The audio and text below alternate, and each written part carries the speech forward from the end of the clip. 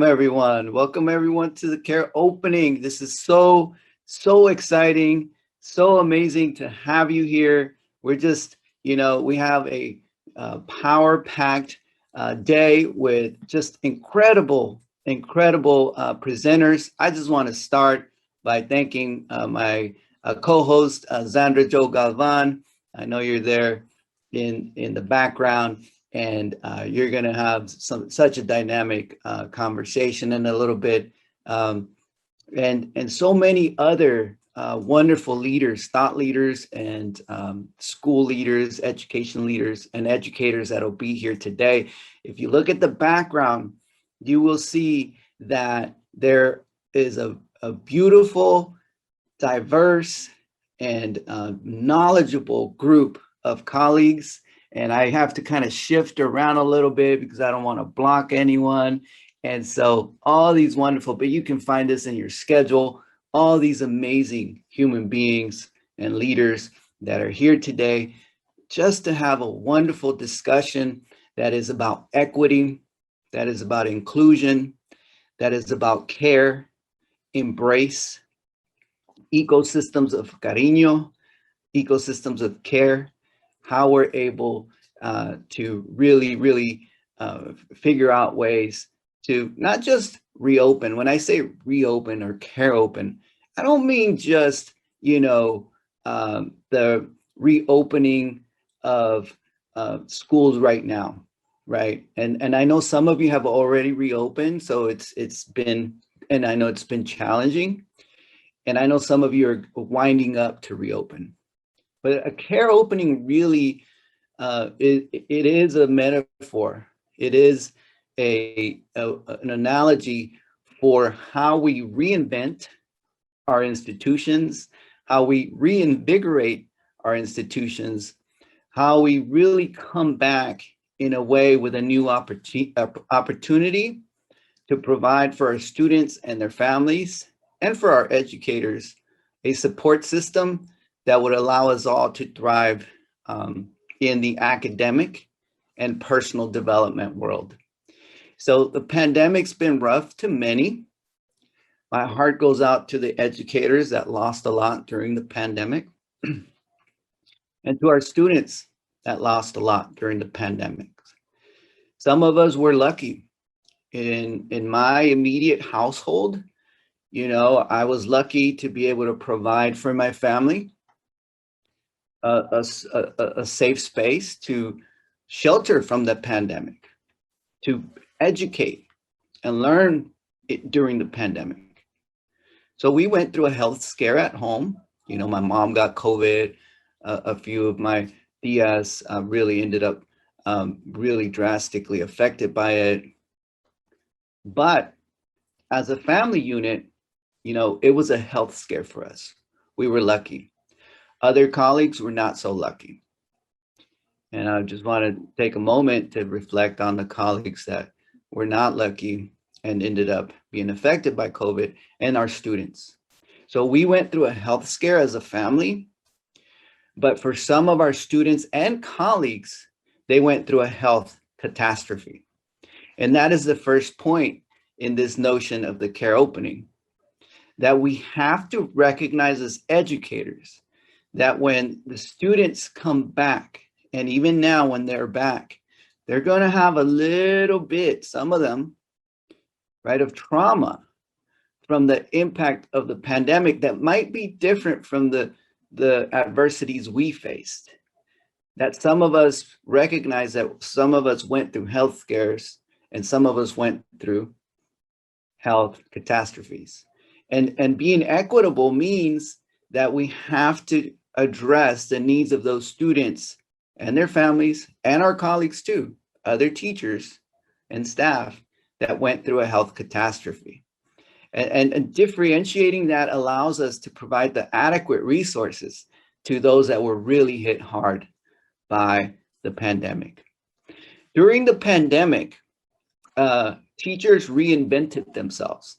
I saw teachers on TikTok, doing little dances and positive emotional support messaging to their students, because our students, they're on their little phones, they're on their TikTok sometimes, I saw teachers record their pet dogs and have them talk to tell the kids they cared. And, you know, there's an app, right? My Talking Pet, I think it's called. And teachers were using that to communicate with their kids through this app.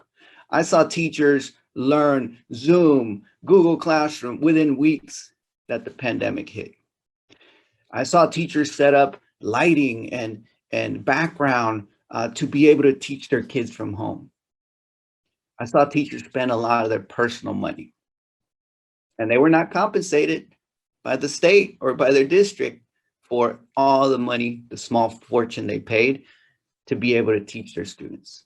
But the reason you did that, teachers, first of all, let me just say, you should be compensated. We got to find a way to compensate you. That's number one. But number two, the reason that you did this is that it came from your corazón, from your heart. It happened because that's your purpose. You're here to transform lives, whether it's in person or on video. And you were doing it. I saw it. I experienced it. I visited dozens and dozens and dozens of schools during the pandemic virtually, and got to see and hear from thousands of teachers during the pandemic virtually, and school leaders.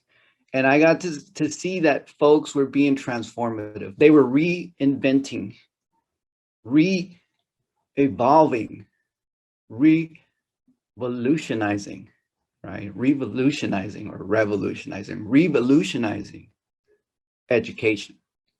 You know, in the 1900s, late 1800s, some of you remember from your teaching school of ed teaching training programs that you went through, learning about John Dewey and the reformers.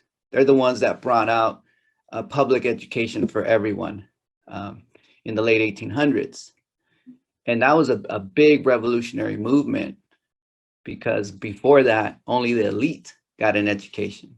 So now we all have a chance of an education. It's still unequitable, the chances we get, but we all have some sort of chance, and we're improving the equity in that.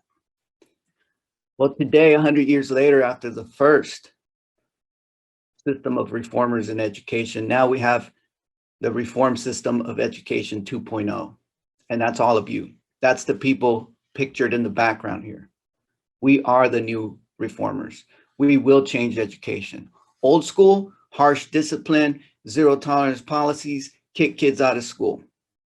New school, reform era 2.0, restorative approaches, restorative justice, embrace and care, social emotional learning. Old school, I'm not here to be your friend, I'm here to be your teacher. New school, I'm still not here to be your friend. Like, we won't go to dinner together or be friends on Facebook, but guess what? I'm here to be friendly to you. That's new school. I'll say it again. You still don't have to feel an obligation to be best friends with kids, right? Because you're the educator, but can you please be friendly to them? Old school. Teach, teach, teach. And if you fail the test, that's on you. You're not going to make it to medical school. You're not going to make it to college. New school, mastery learning. I'm going to teach you, hold high expectations of you. And if you fail, I'm going to give you chances to learn, because in the professional world, people fail and they get an opportunity to make up for it. Finally, old school. We set kids up in 2 tracks. One's college, one is to be cheap labor. New school, all kids get a fair chance of inventing themselves in the way they want to be, in getting a trade degree, in getting a 4-year education, but it's not up to us to decide. As some educators tell me, well, college isn't for everyone. No, you're right. College isn't for everyone, but can you make every single kid feel that they got a proper opportunity of learning what college was about, and the trades and other degrees? But at least you prepare them for the 4-year track, and then they can choose after that. Wonderful. Like, again, welcome everyone. We're so excited to have you. It's a jam-packed day, so I wish I could keep, going on the conversation here. But I do want to make sure that we make ample time. I just have about 20 more minutes with you right here, and then once we transition from those 20 minutes, then we're gonna have a conversation with Dr. Linda Darling-Hammond, and then after that, we're gonna have a wonderful panel conversation, a little fireside chat with it's two incredible superintendents, one from elementary district and one from a secondary district. So I see that my colega, my sister here, Superintendent Zandra Jo Galván is in the backdrop. We're so excited. So I'll keep rolling here for a little bit longer on the conversation, and then we'll keep the day going. It's so exciting. So as educators during the pandemic, what you became, many of you became, you ever heard of teledoc? Teledoc is like you go on the screen, you talk to a doctor. Well, guess what? Many of you became telehealers, right? And some of us think, hey, you know what? I'm just here to teach. I'm not here to be a therapist or a social worker. And I agree with that. Some of us are not trained. Some of you out there are social workers. Thank you for that work you do. Some of you are therapists. Thank you. But many of us as educators, we are not social workers or psychologists. But what we are is we're a nexus. We can connect our kids to healing resources. So many of you became those telehealers during the pandemic. But sometimes, very important, we have to heal the healer. We have a session today, a breakout session. How do we heal the healer? By a couple of credible individuals that will have some great insight on this, right? We have to, as leaders as well, make sure we're taking care of our educators, that we make sure we make space for them, give them the autonomy to self-care, and then, of course, to collectively care. And providing that autonomy is crucial in that healing process. We also have to provide what I call ecosystems of Carino, right? And an ecosystem of Carino is care. In Spanish, Carino means a little bit more than just care, right? It actually means embrace. It means to endear, right? Endearment. It means to be able to feel like, if you give me a survey, right? Let's talk at an empirical level. If I give a kid a survey at your school and I ask them two questions, number one is, would you return to this teacher's class next year? They would want to say, absolutely, this teacher not only cares about me, right, but has embraced me, right? And those two are very different. And then the second one leads to that embrace, and that's, my teacher believes in me. Yes or no? If my teacher believes in me, guess what? You've embraced them, right? And so to be able to have an ecosystem, not just you, right? We shouldn't just hold it on one teacher to create that ecosystem. It's an ecosystem for a reason. All of us, staff, teachers, administrators, parents, families, and the kids need to be engaged in this ecosystem of Carino. Some of you know my story. Some of you don't. I'll give you a really short version of it. I myself had a childhood of lots of adversity, a lot of violence. I crossed the border with my family through the desert as a little toddler. We ended up struggling a lot. I didn't have a father. I ended up on the streets trying to survive. We literally were homeless at times, my mother, my brother, and I, sleeping under trees at the park because we would get kicked out of our apartment. And in that survival mode, I ended up on the streets. I ended up stealing cars. I ended up in juvie 3 times for 3 felonies. And at age 15, I lost my best friend. After losing my best friend to gun violence, I didn't know who to turn to. I didn't know where to go. There was one place where one individual had told me she would be there for me. That was my teacher right here, Miss Russ. Miss Russ was the kind of teacher that was always in your business. She was the kind of teacher that would annoy you because you were an adolescent and you thought that like she was just, you needed to mind her own business. But at the end of the day, when I needed someone, she was there for me. And even though I had dropped out of school, my GPA, I just found my report card. I want to show it to you. There's my freshman year. Look at all these F's on the bottom here. Where are they? Right there. Look at all those F's right there. Spring semester, I was dropped out. And I was way behind. And even though I had been out of school for a long time, my teacher still embraced me. She still welcomed me to school. And she said, I got you. I'll support you. You want to help your family and your community, Victor? I'll be here for you, because an education is what's going to help you help your family and your community. Miss Russ was culturally responsive. She knew how to embrace familial cultures. When she talked to me, she didn't say, hey, go to college, get away from the hood, get away from your family, get an education, start your own family, never look back. She actually said, Victor, you want to help your family, you want to help your community, I'll be here for you, but I want you to do the work. And when you go to college, you can always come back, become a politician, an educator, someone that helps promote your community. Oh, Miss Russ, you think I could run a youth nonprofit down the street right there? Youth center for the kids? Absolutely. You could do anything you want. She embraced familial culture. This is how you know, educators, if you have a familial culture. When it's commencement time, graduation time, you give the kids 4 tickets for 4 family members, and 20 people show up and they're tailgating out there in the back of the school during commencement. Hey, you got to embrace that. Let me tell you why. Because when I make it, my whole familia makes it, my whole community makes it. And by the way, familial culture is many different cultures.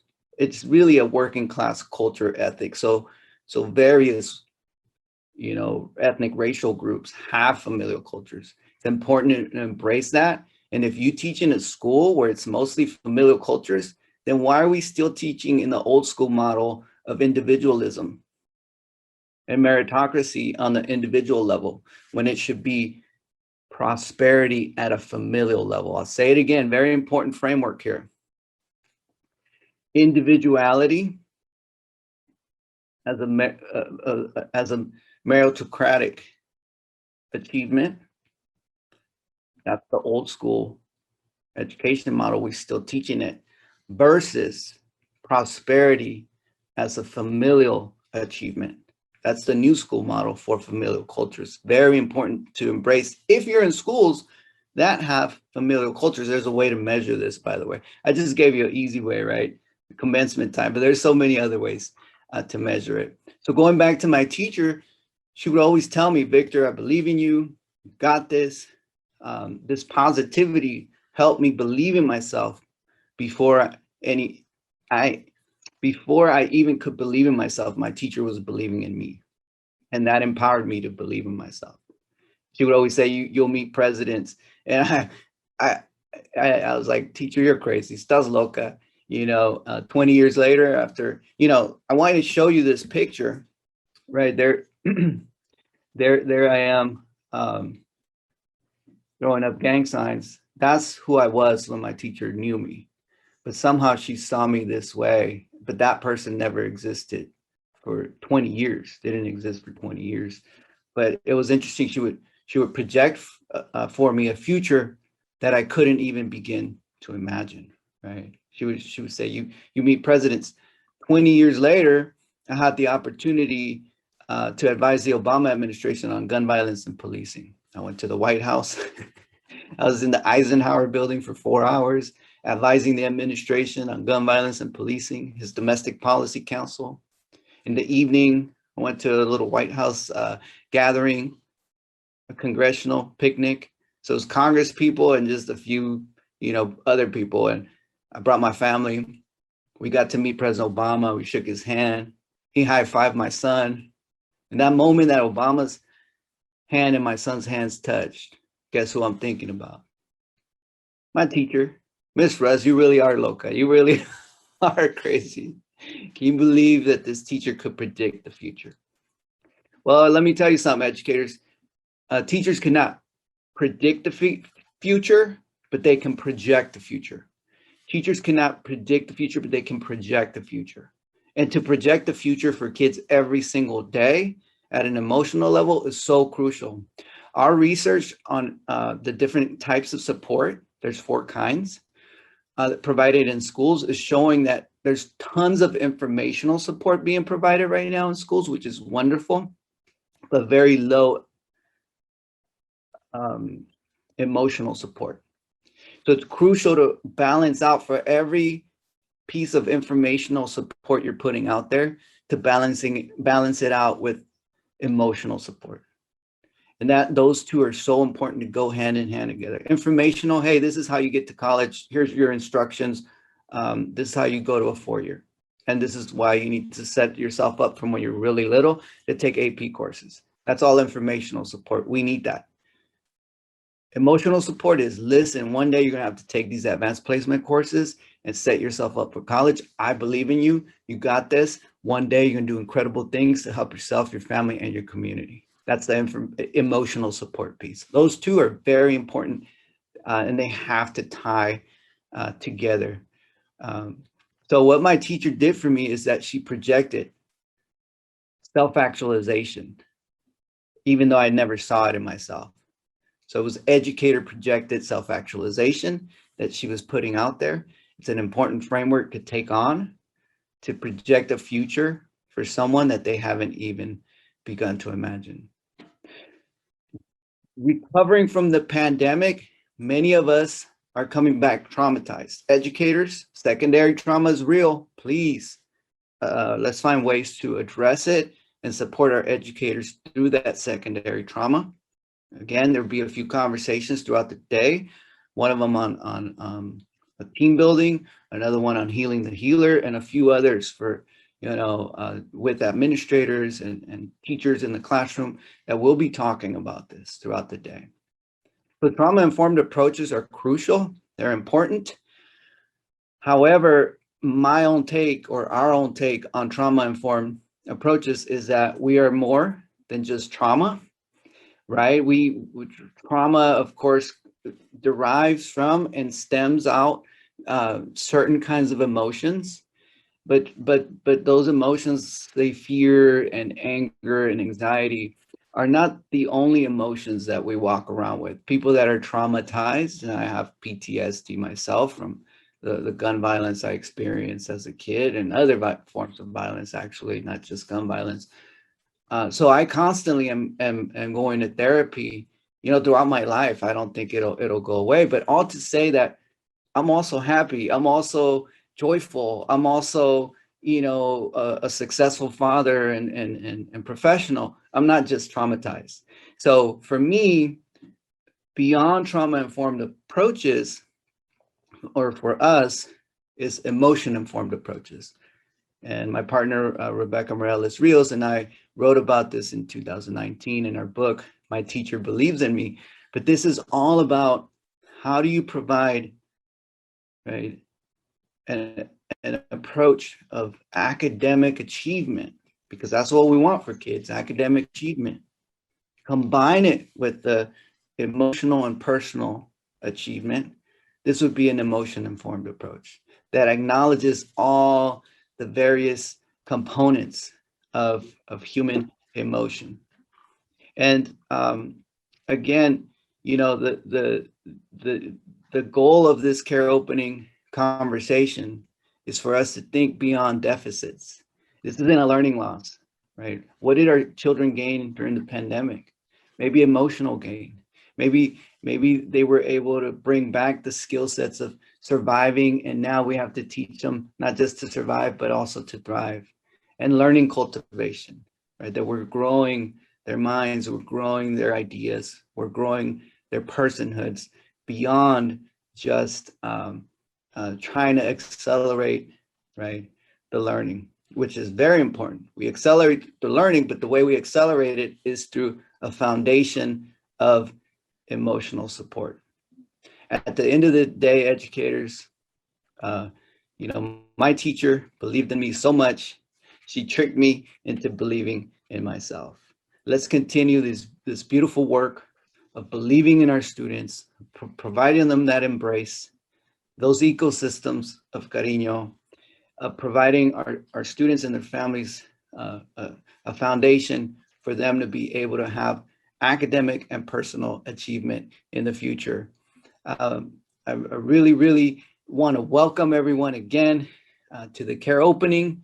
And without further ado, I want to just introduce an incredible guest of ours, Dr. Linda Darling-Hammond. We're going to have a short conversation here with her. For those of you that don't know, Dr. Linda Darling-Hammond is a Charles E. Kuhlman Professor of Education Emeritus at Stanford University, where she founded the Stanford Center for Opportunity Policy and Education and served as a faculty sponsor of the Stanford Teacher Education Program, which she helped to redesign. Talk about redesigning, right? Darling-Hammond is past president of the American Educational Research Association.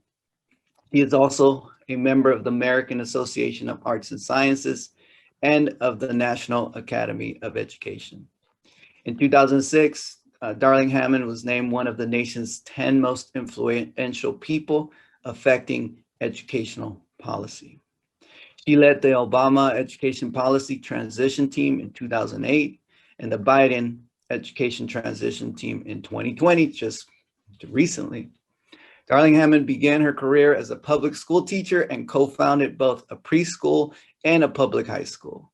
Among her more than 500 publications are a number of award-winning books, including The Right to Learn, Teaching as the Learning Profession, Preparing Teachers for a Changing World, and The Flat World and Education.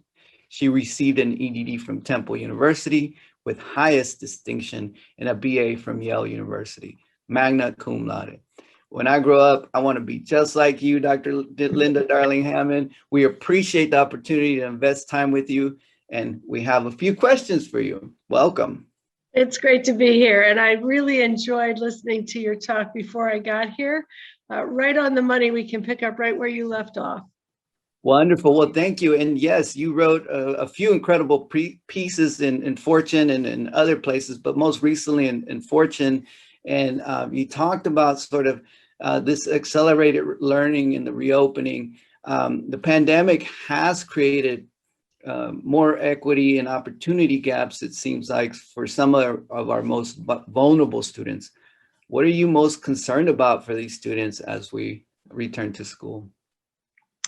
Well, you know, the experience of the pandemic has been radically different for different people in our society. And while some folks have been sort of having to stay home and, you know, get on the internet and argue about who's going to use, you know, which laptop or something, the situation in a lot of communities has been very dire. Many kids are going to come back to school having lost relatives, having experienced illness in their family or themselves. Their parents may have lost their jobs. They may be housing insecure and couch hopping because there's been a lot of evictions, food insecurity, you know, in every imaginable way. There's been a huge amount of trauma. And the act of returning to school can be traumatic because sometimes schools exacerbate trauma rather than being structured to alleviate it. So one of the things that we really have to be thinking about as kids come back to school is coming to understand what their experience has been, really creating that community, that opportunity for the sharing, which may need to happen privately in some cases, but may also happen in community circles and other you know, classroom type settings. We need to reattach kids to school. A lot of kids are very anxious about going back to school. Will they be good enough? You know, there's all this talk of learning loss. Will they have had learning loss? And will that put them in a deficit position? So the first job is reattachment in a strong, trusting, bonded way. A second and equally important job is figuring out what kids have been experiencing surrounding them with the supports that they may need and their families, and ensuring that they are not misunderstood. If they're acting from a dysregulated place, trauma creates a lot of behaviors, withdrawal, disengagement, sometimes anxiety, sometimes kids become angry because they're just unable to figure out how to respond to pressure situations, or they're carrying a lot of emotion with them.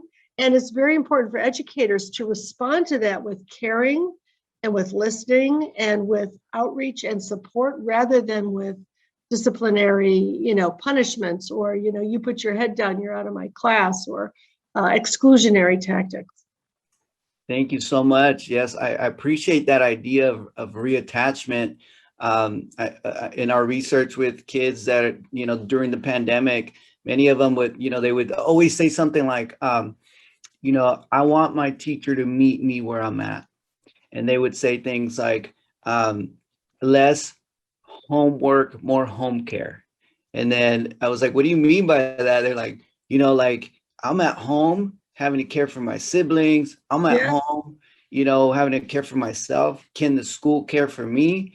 And so this notion of reattachment is so crucial. That embrace piece is so important. And one brilliant senior, he had a life of adversity, but was able to get into UC Davis, and we were celebrating him. And he's over at Woodland. Shout out to Woodland Unified, because we were talking to him over there.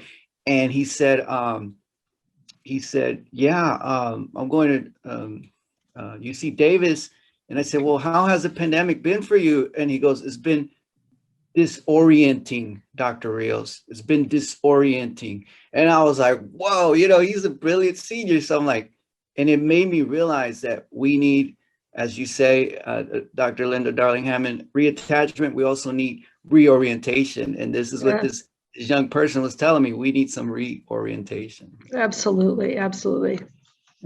So you talk about reinvention as an opportunity as we return to school. Can you expand on this idea and tell us how the reopening might be an opportunity for us to build back better, to create more equitable, emotionally supportive systems and practices? Yeah. We have inherited a system of education that was actually designed in 1910, 1920. Sorry, my answering machine is going to be going on. We'll just have to ignore it. And that was a time when we were adopting school designs based on the factory model that Henry Ford had just invented, the assembly line that they were, using to construct cars. And the designs of many of our schools, where kids are handed off to another teacher every year, and then every 45 minutes in middle and high schools to another teacher in the classroom, those designs did not value relationships. They did not value long, continuous relationships. They didn't put time and space into the design for teachers to work together, for students to be well known, for families and schools to be connected in serious ways. And so we're still struggling to get those old structures to respond to the needs of the current times. And a lot of disruption has happened during the pandemic. We've used time differently. We've created new ways for families and schools to connect with each other. And in some cases, those relationships are much stronger than they ever were. We found time for teachers to plan together. We've had one-on-one relationships and various kinds of mentoring relationships constructed in many districts with kids, not in all districts and not in enough districts, but we've begun to realize that relationship is the basis for learning. And we know this from the science of learning and development. In fact, in terms of brain architecture, the way the brain gets wired is through interaction and relationships. We are social creatures, and though social and emotional is completely tied to the academic. So I think number one, we've had some realization about the importance. Number two, we've begun to experiment with new designs and new ways of creating these relationships. There are schools that have redesigned previously that have done much better during the pandemic. Schools that had advisory systems where every child has an advisor in a middle or high school with another 15 or 20 kids. They meet every day. They work on social and emotional supports and skill development. They work on academic supports. They have an anchor. That advisor relates to the parents. Community schools with wraparound services have done much better because they've been able to reach out to families. So we need to take this opportunity to reinvent schools for relationships and for the kind of deeper learning that kids crave and they need. That may mean, depending on where a district or a school is in their own redesign process, it may mean introducing a social emotional learning program if they haven't had one that actually organizes a way for people to begin to have, both a knowledge base about how kids are doing and a support structure and learning and teaching structure for that. They may need to introduce restorative practices that work with community school circles and other strategies to have people listening to each other, but also strategies for ensuring that kids are both learning how to resolve conflict, talk about their emotions, get resources and counseling and help when they need it, and reattach to school if something goes awry. Maybe the creation of advisory structures if those are not yet in the school. The idea of having kids stay with the same teacher for a longer period of time in terms of looping. All of these are ways that we know actually build achievement. And this is one of the things that's so important. A lot of times folks feel like we don't have time for all of that because we got to teach to the test. We got to get the scores up. We got to get achievement up.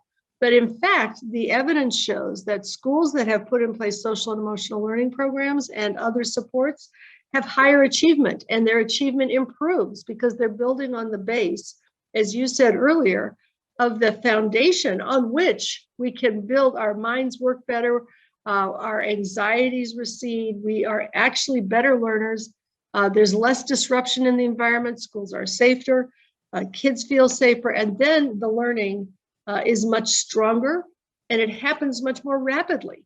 So it's really a pathway to academic achievement, to design schools so that they build the reservoir of trust, empathy, community, safety, belonging, social support, on which achievement will much more naturally and effectively occur.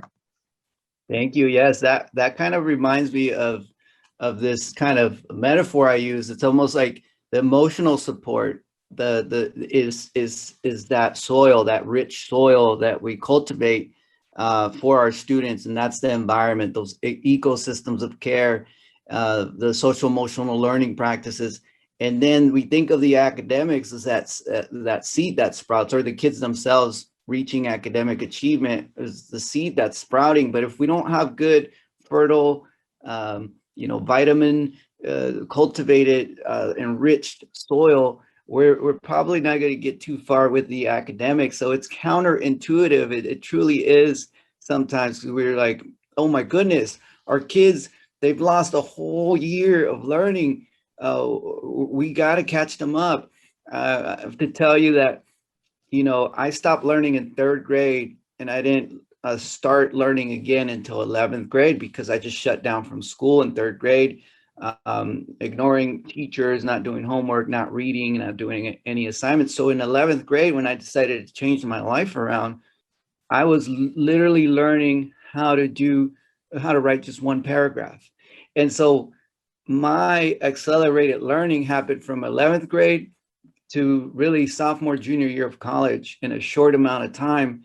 And the point there is that sometimes the academics will accelerate, but first we need that emotionally grounded foundation. Exactly. That's a great example. And as human beings, we are learners, right? We're always learning. We may shut down from school learning if school is not a safe and engaging place, but we can accelerate our learning at any juncture when the conditions are right, when the soil is fertile, as your wonderful picture shows. I want to add one other thing about this, which is that, of course, we often say a student learns as much for a teacher as they learn from a teacher. That trusting relationship is so important for the child's learning. But it's also very important, and I want to say this to administrators who may be in the audience, teacher leaders in the audience, and others. we have to create structures in which adults can effectively care for children. It's not enough. I think teachers do care. I was a high school teacher. I had 180 kids a day, many of whom had a variety of needs and so on. The structure I was in did not allow me to care effectively for all of my students. It was just impossible. We did not have advisory systems. So I didn't have a group of kids that I could then advocate for. I didn't get to plan with the teachers who shared the same students that I did so that we could plan around the students and their needs. We have to change the structures to allow the caring to be effective and not continually ask teachers to do things that the structure prevents them from adequately doing. And so those are two things that need to happen at the same time. Yes, and we have tons of wonderful comments in the chat, but we have a wonderful comment here from Mr. Floyd Webb, who says, if we look more at the success we can bring them as teachers, rather than the learning loss we think they are suffering, the care will kick in and the student will prosper. Yes. As educators, we need to understand pity doesn't bring prosperity. Whoa. Pity doesn't bring prosperity. Yeah. And yeah, I've been working on the resilience and grit framework for a while, but I have to admit it's time to evolve from the just grit and prosperity framework, because a lot of times, Dr. Darling-Hammond, what I find is that poor kids get grit and prosperity, and middle-class kids get, grit and resilience, and middle-class kids get prosperity. Right. So for me, let's give everyone a prosperity framework. And that's exactly this, that we don't pity them. We don't just teach them to survive. We also teach them to thrive. Or as one high schooler told me the other day, he said, just because I was made to survive doesn't mean I have to stay in survival mode. That's right. We have to get to thriving. And, that starts by talking to the kids, asking them not only what they've been experiencing, but also what they want to do, what their goals and aspirations are. How do we help them envision what thriving means for them, and then have a pathway to get there? And just those simple acts of caring in that way have big payoff. There are some folks who, in my colleagues at Stanford, have been studying stereotype threat for a long time. Claude Steele and all of his students and their students and so on. And stereotype threat happens whenever somebody holds identities that are stigmatized in society. And unfortunately, we have a very stigmatizing society. So it can be race or income or immigration status or language background or sexual orientation or disability status, et cetera. But when stereotype threat kicks in, kids' performance, adults or kids' performance declines because the anxiety about how am I being viewed? Are people making biased judgments about me? Do they expect me to fail? All of those kinds of things then get in the way of the learning process. Well, in the course of doing a bunch of experiments on this, one of them included just asking teachers to have kids write a little essay at the beginning of the year about what they wanted from the school year, what they wanted the teacher to know about them, what they aspired to do, and what their goals are.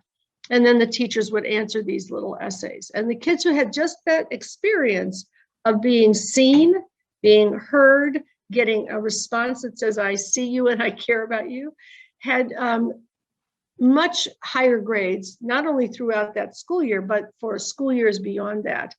And there is that act of connecting and listening and understanding. And then, of course, the teachers could use what they learned about kids' interests and talents and aspirations in their teaching.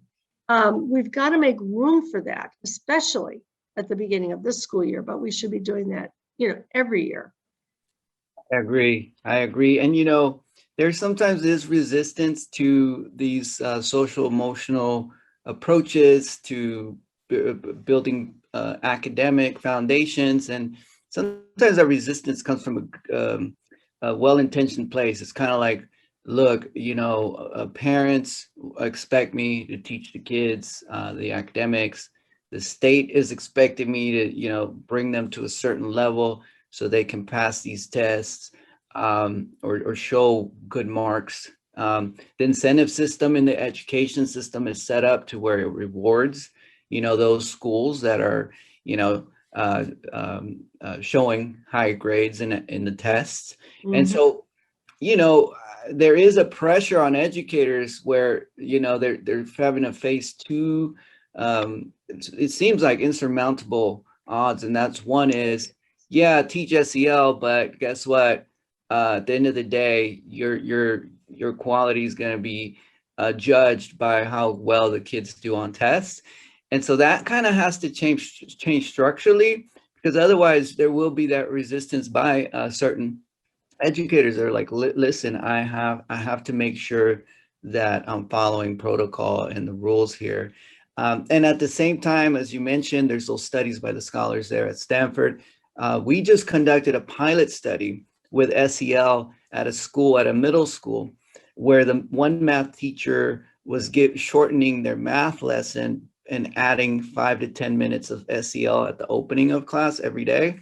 And another math teacher just kept teaching their regular math lesson.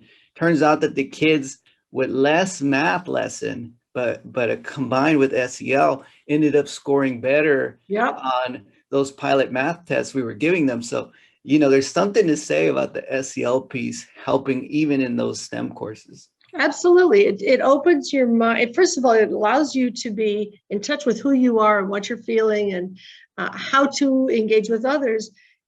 It also makes you just more, your brain actually opens up, right, for the content when you've had an opportunity to be a human being with other human beings who, are in an act of caring, as well as, in that case, learning life skills that are going to be, in the long run, we know that those life skills are more important to how you end up succeeding in life than many of the factoids that we are asked to memorize and spit back in school. Of course, there is a lot of school learning that's important and valuable. And you make a good point that educators feel pressured.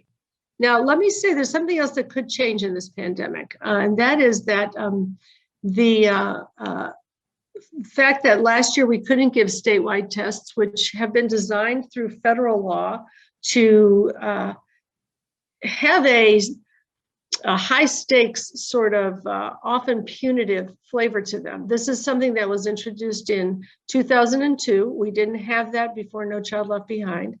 And we've been through an era of lots of uses of tests for punitive purposes. Those often get down to the school level too, where kids might be denied promotion to the next grade. Their decision about whether they get into a particular program may rest on the test scores. We had a period of time in the country where teachers' evaluations and sometimes their pay was determined by the scores. Schools were sometimes closed based on the scores. We've been trying to move away from that in California for quite some time. Before the federal law even changed, California started to say, wait a minute, other things are important. A whole child perspective is important. How we treat kids, school climate, all of these things are important. And we reduced all of the uses of tests for the purposes where we could. But this year, the federal government has allowed all of the states to disconnect testing from accountability, from stakes. And I think that could be a harbinger of a return to a much more appropriate use of testing in the years to come. Yes, absolutely. And there's some great comments in here coming in. I'm seeing Ms. Young saying, we're witnessing from school personnel returning with statements about how the student acted pre-pandemic. We all need to consider and connect with who the student is now, 1.5 years later. We as adults have to consider that they are not the same kid who left, not holding bias against kids and the stigma adults have given them. Students need rest from the stigmas placed on them. We have to reteach socialization, intentionally connect with who they are now, not what you remember. Let go. Yeah, let go and then re-engage in a new way, right? Because often what teachers may respond to are the behaviors they've seen kids engage in without having had the time, opportunity, skills, or expectation to really come to know that student well. Not having had the opportunity to find out what's going on with that kid, to reestablish and to create the strong relationship. We have to make room for that. The last thing we need is for people to come back to school and give all the kids a test and decide which of them are above, at, or below grade level, put them in different, labeled tracks and start drilling them for the tests. That would be the most disastrous return to school.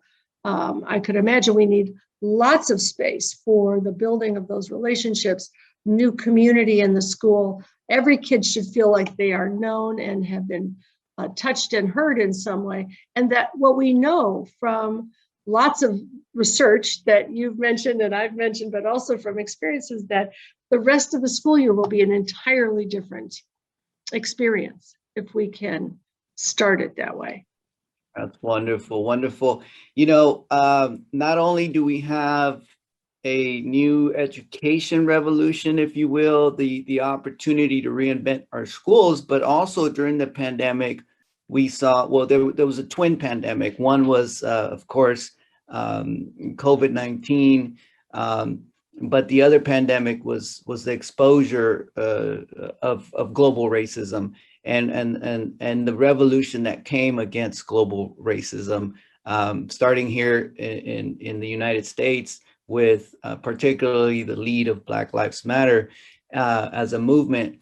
And I wonder, what do we do now? Because our kids are different a year and a half later. They get on their little TikTok app and they learn a lot about politics and about social issues. And unfortunately, they end up seeing the videos of police, shooting unarmed or shooting primarily Black and some Latino individuals. And so kids are going to come back, or are coming back, with a lot of knowledge. And sometimes, we're as education institutions, we're not prepared to have these difficult, courageous conversations.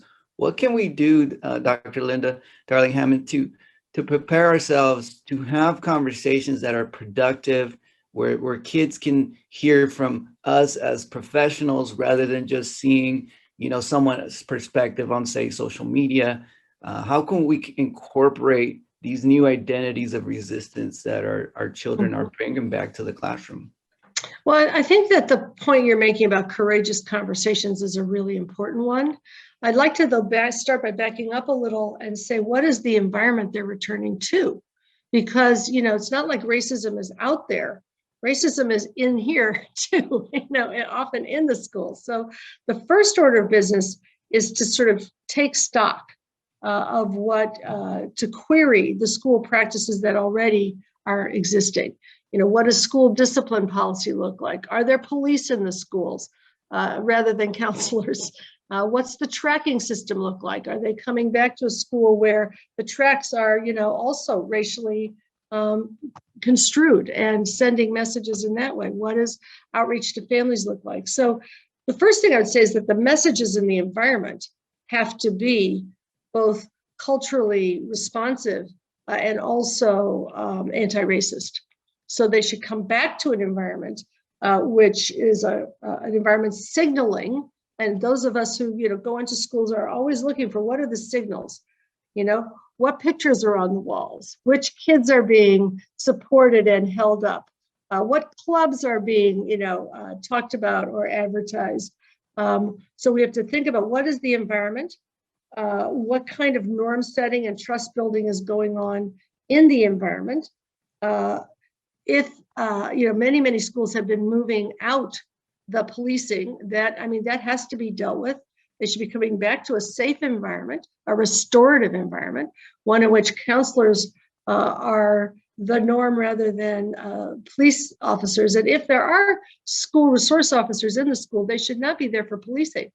They should be there and they should be having training so that their interactions with kids are also, from a developmental framework, supportive, and from a framework of, let's solve problems together, not let me throw you up against the wall and put handcuffs on you. So I think schools have to, yes, schools need to have those courageous conversations about racism in the world, and they need to really take stock of where they are and fighting it internally as well, because these things bleed together. And then with respect to once you've created an environment, the training that educators get, there's a lot of evidence too around the way in which kids get treated in school, that empathy training actually is Jason Okonofua's work up at Berkeley, about how when people learn to get to know each other, get the connections, get empathy, that's actually part of implicit bias training. It actually helps reduce implicit bias. And then we need to be able to have conversations about what is the nature of systemic racism and how has it accrued over time. We just at the state board, finally, after a couple of years of process, adopted an ethnic studies model curriculum, which actually brings a lot of useful resources to the table. It's not a mandate, but it is a very deep set of resources for helping people learn about the ways in which racism has operated, the ways in which systemic elements of that have existed, still exist. And I think educators will need tools, curriculum tools, as well as instructional support and tools for the kinds of conversations. There are also wonderful organizations that do huge amounts of lesson support, facing history in ourselves, teaching tolerance, and I would encourage people to use the work that's been done by so many of our own teachers are members of those organizations, creating lessons that others can tap and use. Thank you. And May Penarroyo says, racism never went away. And it reminds me of a quote from Malcolm X. He would say, racism is like a Cadillac. They bring out a new model every year. And it feels like during the pandemic, and I got to see it too, where kids were being, misbehaving on Zoom or Google Classroom or whatever, technology they were using. And all of a sudden they were just eliminated completely from, and most of these kids were the same kids that had the discipline experiences in the past in person. And most of these kids were kids of color. So it's important, I guess, the point is important to study the ways in which racism plays out. That's a great point. There's global racism, and then there's racism that plays out in our day-to-day environment and institutions. And measuring it, it's going to be important in this Careopening. Dr. Linda Darling-Hammond, thank you so much. You've been an amazing inspiration for years and years for many of us in taking leadership in this arena and being a trailblazer. Your comments today were so insightful. You got us fired up here in the chat. Thank you so much for taking the time to visit with us today. Very, very glad to be here. And thank you, Dr. Rios, for all that you are doing. It's very much a part of the next generation of school redesign. So I appreciate you. Take care. Thank you. Take care. Bye-bye. Whew. That was amazing. Wow. Superintendent Zandra Jo Galván, did you hear that? I heard that. That's amazing. I want to take this opportunity to welcome everyone again. And you just heard from Dr. Victor Rios, amazing individual who leads so many sectors, the mind behind this fabulous day for all of us. And then coupled with Dr. Linda Darling-Hammond and her insight, I just want to capture some of the things you hit on. So many powerful points that are going to be able to have the teachers here today, the superintendents, the school principals, the leaders that have joined us today to go back and take those comments you've made, the ecosystems of Carino that you talk about, soil, toiling the soil to make sure that those relationships thrive. And you mentioned about the power of an individual, a teacher, a support person that was in your life that allowed you to project the future.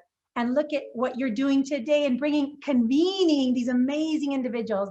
And then coupled with Dr. Linda Darling-Hammond talking about going deeper with the trauma and the neuroscience behind the emotional support that our children are going to need, our youth, our scholars. We want nothing more than their post-secondary success. But how do we get there is through the relationship that we develop, that we intentionally support them. And so that was a powerful morning. So ladies and gentlemen, familia, I'm Superintendent Galván, one of your co-MCs for this morning, and we are only an hour in. We have just gotten started. You heard some powerful messages from two amazing individuals who, like I said, we're just getting started. Today's lineup is going to be phenomenal. You're going to hear comments and breakout sessions on asset building with kids, on empathy. How do we really support them from where they are to make sure that we are able to embrace them, that they thrive in the learning environments, and they continue to move forward. But we heard today from both Dr. Rios and Dr. Linda Darling-Hammond that it is different. We saw the comments, and the comments that you're in the chat there that you're bringing through are powerful comments. We're going to use each other today to really learn about what we can do. We understand how we need to embrace our kids, but then we're going to take those and we're going to move into action. How do we move into action? And so vision, really designing those systems of support, we have an opportunity in front of us to really do some great things for our scholars. And so we're going to take that momentum from today and we're going to put that into action. And so with that, I now have the honor to introduce to you a dynamic individual from Phoenix, Arizona. He is my brother superintendent, and we are going to go into a conversation today going deeper with exactly what you just heard launched from our two fabulous doctors in the house. So my friend, my brother superintendent, Dr. Gestson, leads the Phoenix Union High School District, and he is part of the leadership team that has been designing experiences for kids throughout this entire pandemic. And he's learned a lot of great things. He comes from that secondary lens. I'm going to have the conversation from the primary, kind of the K-8 lens, and together we hope to impart on you some really great insight that you can then take back to your organizations, to your classrooms, to the parents that you serve, and everyone else, just to really continue to serve the kids that are that have been entrusted with us from our families. And so welcome, Dr. Chad Gestson. We are so happy to have you here with us. And I have a few questions so that you and I can have a conversation. So welcome to the conversation. Great to be here with you all today. Awesome. So I'm going to ask you a question and we're just going to kind of tag team it and all right. We'll take it wherever you want it to go. So the first question I'm going to ask you is, as mentioned, we just heard from two phenomenal leaders, Dr. Rios and Dr. Linda Darling-Hammond, about this pandemic and how it's really exacerbated the equity and those opportunity gaps that we know our kids are really needing. And so what have you done in your organization for those vulnerable students? And what are some strategies that you've learned to really bridge those gaps? Yeah, and I think excited to kind of go back and forth on this as well. I mean, I do think we need to be very clear, and we heard it this morning, that there were gaps that existed for generations. And so I think we first have to be very clear about achievement gaps and resource gaps and equity gaps and opportunity gaps. And as you said, this pandemic has just, we fear, has widened some of those gaps. But I think it maybe in a positive way, it shed light on those gaps for people that maybe weren't paying attention. And so I do think it's time now for us to be really clear about filling those gaps. And we gotta stand in the middle of those gaps. We gotta lean into those gaps. We can't lean away from them, and be clear about where they exist in our own systems, because sometimes our own systems are the institutions that are failing our own children. And so I think as superintendents, we have to be vulnerable and be real about where we've intentionally or unintentionally adopted policies in the past that have had a negative impact. So I think a couple specific things to share. I think that although school systems weren't originally designed to be full social service agencies, I think it's important that we embrace that. That if we are going to educate our children, if we're going to stand in the gaps, if we're going to really have transformative outcomes, especially for students that have historically been left behind, as we share often, we want to think about our student and then give a 360 view of that student. What about their parents? What about their resources? How do we connect kids differently? What about the digital divide that exists that we've seen very clearly? And I'll just give you one example of one way in which we've leaned into digital divide. I know that many of us have had to tackle that over the last year, and have given out hotspots, become one-to-one school systems. But we have been convening for the last year a group of business partners, the city, the county, school districts, community colleges, universities here in Phoenix, and are developing a citywide, and I know there's a couple of great examples across our country, but a citywide network, computer network, where any student, K-12 and in college, anywhere in Phoenix, the 5th largest city in our nation, can log into a free, high quality, high speed internet access anywhere, sitting on a bus, going to your abuelito's house, being in a classroom, being at the library, that no matter where they go, we want to completely eliminate the digital divide here in Phoenix. I think that's just one example. I have many, but maybe I'll kick it back to you for a couple of thoughts too.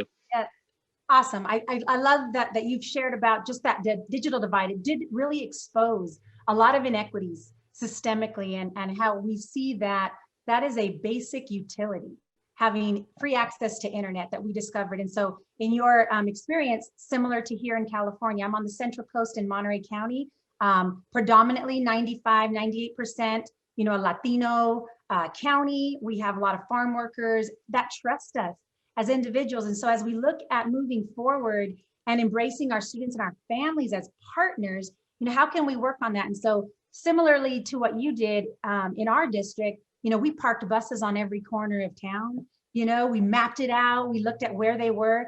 We had to identify families, I'm sure as you did, and how many families were living in a household, because it wasn't enough to have a bus parked in their neighborhood. We had to give individual hotspots, but it definitely just exposed the inequities that happen. And so some of the things you mentioned, I want to go a little deeper with just the conversations that we had.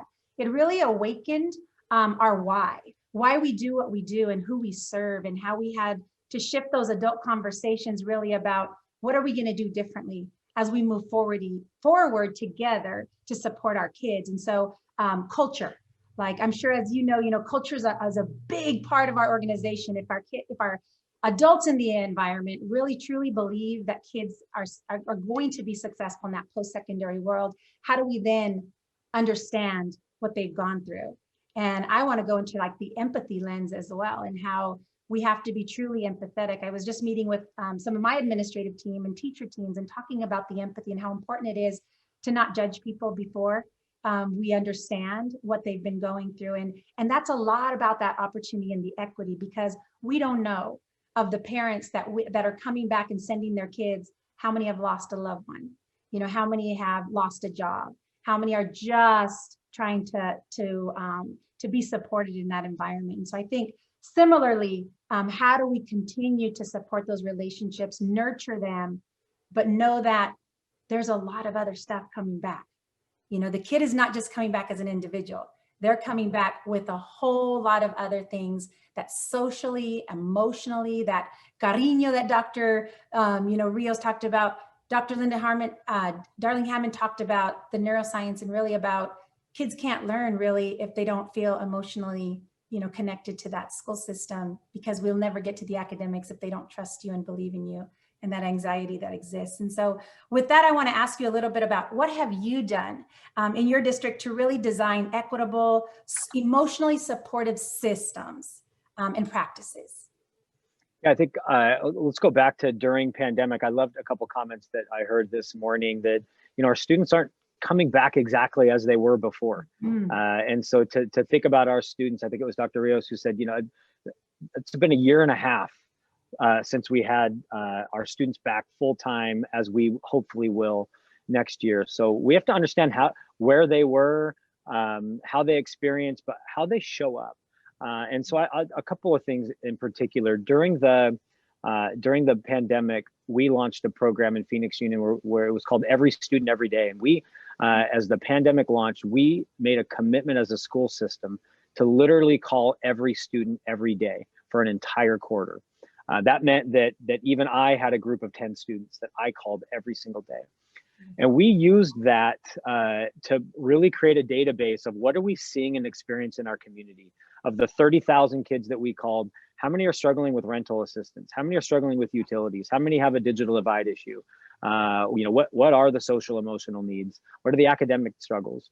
And so we were able to take a lot of that data and really think differently about the systems we put into place. And I think a couple that I'll share is that we launched an advisory homeroom program. That's not, high schools don't always have homerooms and advisories, but we know that every single kid has to have an adult that knows them, loves them, cares about them, tracks their success, makes success mandatory. Success should not be optional, and make sure that kids are going to see the counselor, getting academic interventions. And so we are at a point where we are rethinking what advisory looks like. And I think we have permission more than ever to slow down and get to know and love our kids. I think in the past we felt so driven, and we're still driven by achievement, but so driven by what are we going to do to make sure that our schools and our school systems have gold standards and A state labels. And what we want is healthy, beautiful, thriving kids. And I think more than ever, we can, and I heard it this morning, why not start the school year with an essay, right? Why not start the school year with a circle, a restorative circle? What is it? What was your experience like? And so one is this really thinking about advisory in a very different, unique way, and start with the heart and start with relationship. And I think the second thing that I'll share is that we've been designing and developing a massive change in how we deliver instruction in our system. We call it simply just our teaching and learning framework. And it has three major components: the head, the heart, and the hands. And we're starting with the heart. We even heard this morning, racism doesn't exist out there, it exists in here. And if we are gonna bring our kids back safely, con cariño, as we said, we need to make sure that our teachers and our staff show up prepared. Part of that's feeding them. They have their own emotional trauma. It's been a tough year for our teachers and our staff, but we also need to make sure that they're ready to understand trauma, understand stress, know how to build relationships with our students. And so we're starting with the heart this year. Doesn't mean that the head doesn't matter, doesn't mean performance doesn't matter. We're going to start with the heart, make sure that our kids come back and feel loved. I love that. I love that. It's just so important to enter to the heart. And I can't say that enough of what we heard this morning as well, and how really about the kids that we're serving, they're not going to show up for people they don't trust. They're not going to show up for people that they don't feel care about them. They're not going to show up for people who, are going to go back to the same thing that we've always done and, just treat them exactly the same and not just make any type of thoughts about what they've been through. Our kids have not only been showing up for the things that we need them to do in distance learning, but really going through a situation that is so different in every household that they come from. And so I just really love what you said about, I'm going to show you right here, a sticky note that I have on my desk, call 5 families. So same thing for you. I mean, that's the impact. As superintendents, I'm sure you love, as much as I love, walking through classrooms. Every day, I start my day by walking through classrooms and talking to kids, saying, how's your day? What are you excited about? What do you want to learn? We have to put that human side back into education right now. It's no longer about the data. It's about humanizing the data. It's about making sure there's a face behind what we see. And Linda Darling-Hammond mentioned about state testing. California, we're very fortunate that that was, our waiver was accepted and we were able to use local data to really identify where are the needs that students have. But even more so coming back, not making sure that we go back to exactly what we did and look at the lowest performing group and then those strategic kids and the high performing, and just go back into our robot mode of like, okay, let me just fix you because you need this and that. But truly going through that lens of the emotional side. That's what everyone needs. And what you said about the adults equally as important as our kids. We are in this business to serve kids, but our adults, if they don't have their needs met, if they don't feel emotionally taken care of, if we don't do the things that they need as well, then it's not going to transfer to our students. And so from my lens, adding to what you've shared, I think of a 4-step model for me. I was talking to another superintendent friend yesterday, and we were talking about, superintendents all around you, they're dropping like flies, right? Oh my God, they're getting fired. They're getting eliminated. They're retiring, right? Yeah. Because they're like, this is too much. And they just genuinely ask me like, Zandra, well, what's your recipe? Like, what do you do to make sure that you stay sane and you still have a job? Like, what, you haven't been fired yet. What's going on? And it made me pause and really think about, what is it? And so I'm going to share like just some 4 steps that I thought about when I was talking to this individual, and see if it resonates with you as well as how you lead your organization, and how teachers in the room, how you lead your classroom, how principals, how you lead your school site. But first thing for me is the relationship. There has to be an invitation to participate in a relationship with someone. They have to know when you walk through, that we genuinely care about them. So the relationship is so critical to moving an organization, to moving a classroom, to moving anything forward. But you can't have a relationship without trust. So how do I prove to you through that invitation that you can trust me, that I can trust you, you can trust me, and we can talk about whatever's on our mind, right? So through the leadership that I've demonstrated in my district, the way you demonstrate in yours, is the relationship matters. The trusting factor has to be there, so they know that we genuinely want to hear what they've gone through. We genuinely want to say, we're here for you and how can we support you? Because that will lead into the heavy cognitive lifting, right? And that heavy cognitive lifting can't happen without that support. Coupled with that, the third part is really having a common vision. Do we know what we want as we move forward? Did we know pre-pandemic? Do we know current pandemic? Do we know post-pandemic what truly is in our heart? For me, it's all means all, fulfilling the Greenfield guarantee, making sure that our students know we care about them and that we're going to break them free from the cycle of poverty, right? And then finally, for me, after those 3, so it's inviting the relationship to happen, demonstrating that I have trust all around what we do, having that common vision of where you're going, and finally, the last part is sustaining and cultivating it. I can't just have a conversation with you and expect you to be my friend for life. I have to continue to go back and nurture it and support it. And for me, I'm only, I don't know how many years you're in, but I'm only at the end of my 4th. I'm going into my 5th year. But when that person asks me like, what's your recipe?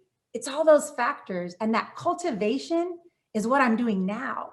Like, they now believe in their leader. They know that as we go into the pandemic, you're going to have a supportive leader that's going to help you in everything that you do, but I have to sustain it and I have to cultivate it.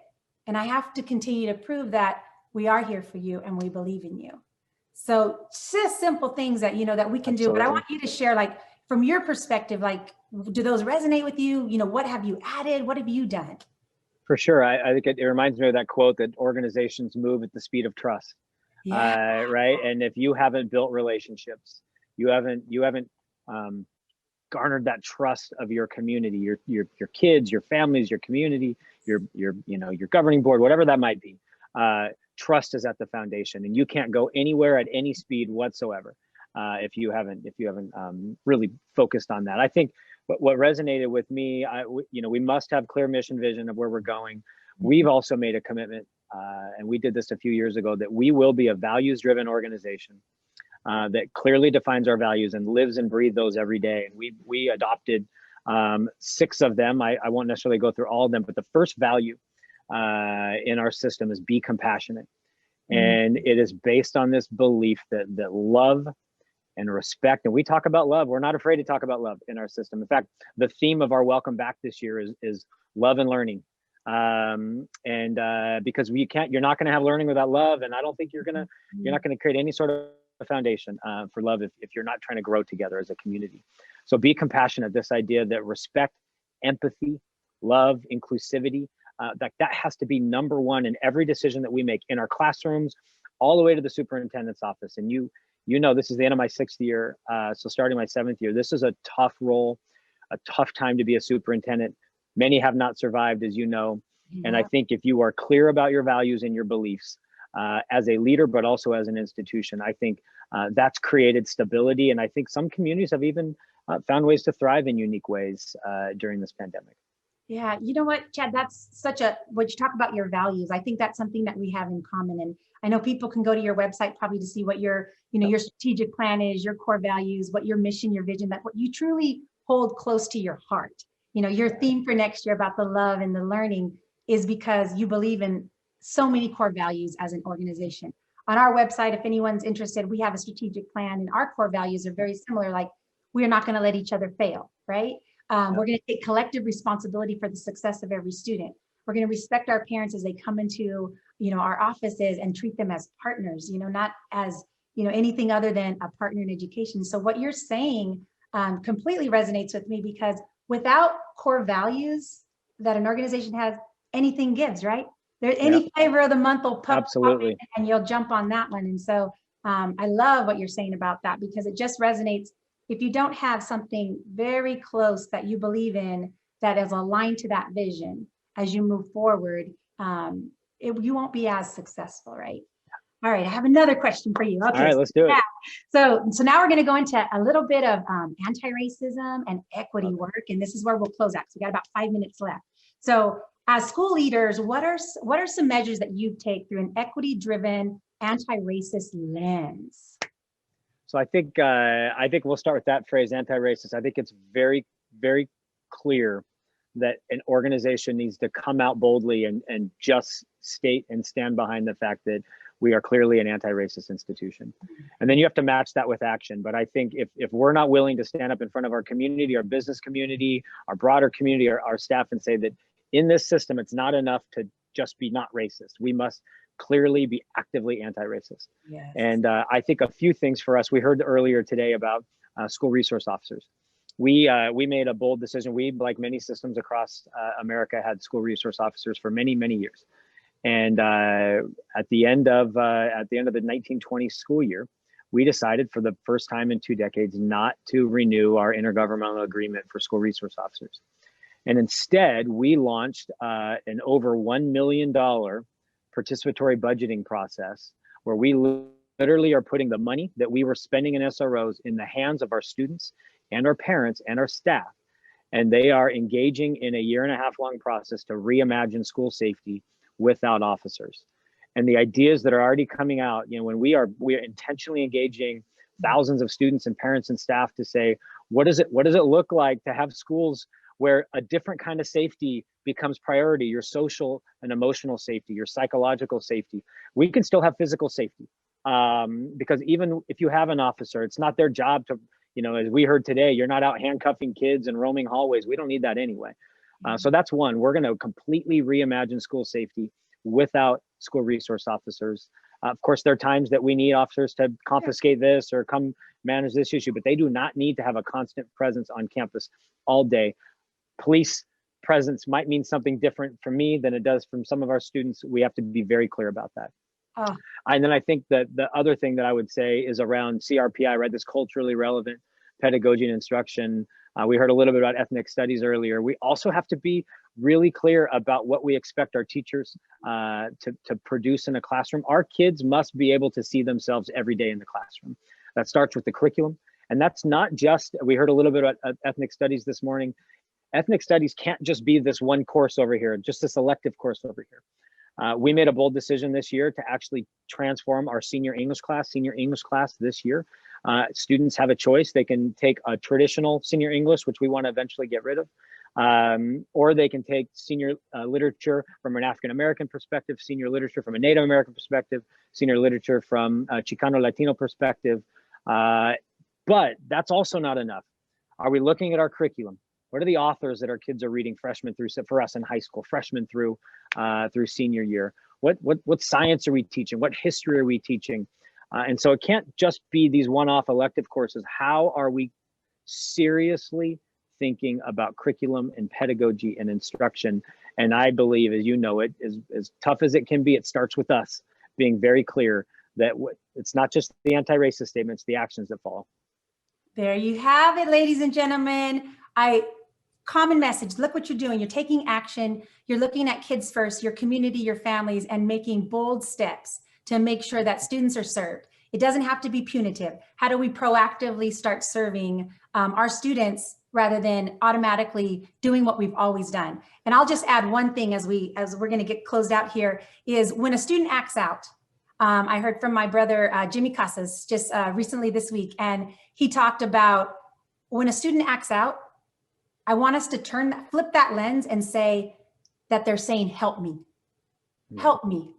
Rather than saying, okay, you're acting out again. I remember where you before pandemic, let's go get you into the principal's office, let's fix you. We want to flip that lens and think of it from help me. They're crying out for help. Something has happened to them that discipline there's a why behind it. So how can we really look at it through the nurturing lens of counseling support, social emotional wraparound services, through the teacher interactions, through the adult interactions in our organization, and then reaching out to the family as well to understand what caused that trauma, what's causing the behavior, and using it as a 3-point. I still love you. And I'm not, it's not about me not liking you. It's about the 3rd point. What is it over here that is causing the behavior? Because you're still an amazing child. Yeah. Love so it. Thank Absolutely. you for joining. Oh my gosh. Of course. If you're not following Dr. Chad Gestson, you need to. He's on Twitter. He's all over the place. Go to his website, listen to all the wonderful things that my brother here, Superintendent Gestson, has in store for you. And we can do, everything you've shared with us are amazing. I commend you. And they are replicable, folks. They're replicable. Absolutely. You can take those steps and you can use them and do them in your organizations and in your classrooms. So thank you for joining us. Awesome. Yay. Thank you. Great Right, to be with you all today. Thank you. All right, everyone. We're going to go into about a 4-minute break here, and then we're going to have you back joining your breakout sessions. We have just set the table, ladies and gentlemen. We have set the table for you. The rest of this day is going to be equally as amazing with thought-provoking leaders, thought-provoking conversations. We cannot wait to have you in this next breakout session to hear from amazing people. We have lineups with opening care toolkits for teachers. We have toolkits for administrators. We have nurturing and thinking about how can we support you as an adult as well as a student. All of those are ready for you. And we want you back here at 11:20 because there is another phenomenal speaker who I have the pleasure of calling my sister, Dr. Rosa Perez Isaiah. You do not want to miss her message. So at 11:20, we want you back here. There's a workshop schedule that was emailed to you. Also has some links in the chat box. So please take those. You've got about 3 minutes to get to that breakout session. And again, we'll see you right back here at 11:20. Take care, everyone, and we'll see you again.